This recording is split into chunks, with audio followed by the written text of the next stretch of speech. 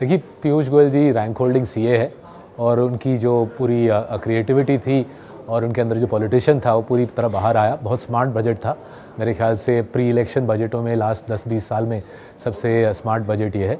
उन्होंने गरीबों के लिए प्रधानमंत्री किसान योजना की अनाउंसमेंट की, एक नया पेंशन प्रोग्राम जो मेरे ख्याल से काफ़ी बड़ा पेंशन प्रोग्राम बनेगा अगले 3-4 सालों में, उसकी घोषणा की। मिडिल क्लास के लिए काफ़ी सारे बेनिफिट्स अनाउंस किए, जो प्रपोज़ किए गए हैं, अभी अनाउंस नहीं है, प्रपोज्ड हैं। और साथ ही साथ फिस्कल डेफिसिट का भी कमिटमेंट दोहराया कि सरकार ये फिस्कल डेफिसिट गिराती रहेगी। सो मार्केट खुश है।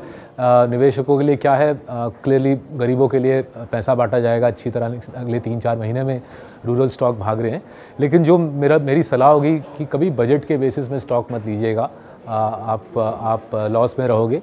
आप लॉन्ग टर्म व्यू लीजिए, हिंदुस्तान का नेक्स्ट 3-4 साल हिंदुस्तान की इकोनॉमी में क्या व्यू होगा उसके मुताबिक लीजिए। बजट के बेसिस पे स्टॉक खरीदना बेचना बहुत ही डेंजरस इन्वेस्टमेंट स्ट्रैटेजी है।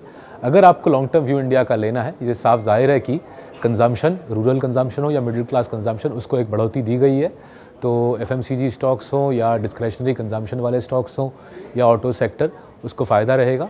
और दूसरी बात, इस बजट के बाद आरबीआई का रेट कट करना 50 बिप्स से मेरे ख्याल से हाईली लाइकली बन जाता है। फूड इन्फ्लेशन लो है, एफएम बोल रहे हैं हम फिस्कली कंसोलिडेट कर रहे हैं, तो आरबीआई का अगर 50 बिप्स का रेट कट आया, प्राइवेट सेक्टर बैंक को फ़ायदा मिलेगा।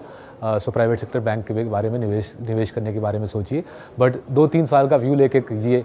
ये मत सोचिए कि बजट या इलेक्शन की वजह से कुछ आपको जल्दी फ़ायदा मिलेगा।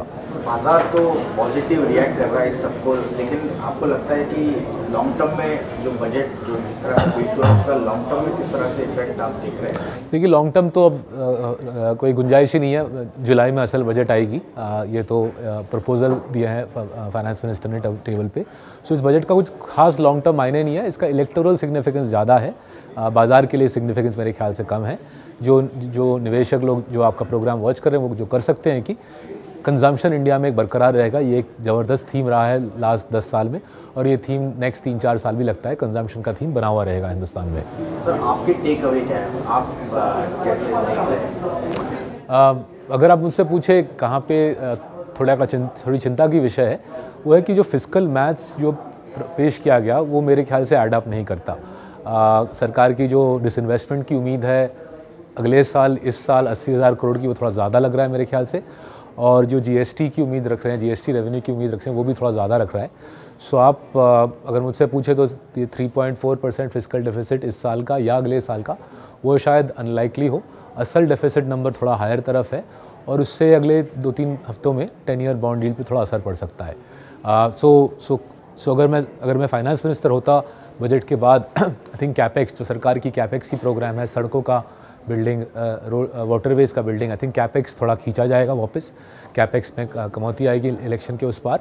बट अगर हम फिस्कल डेफिसिट की बात अलग कर दें, ओवरऑल कंजम्पशन के लिए, मार्केट के लिए अच्छा बजट है। और सबसे ज़रूरी बात, एनडीए के इलेक्शन के जीतने के चांसेस की तरफ से ये एक अच्छा बजट है।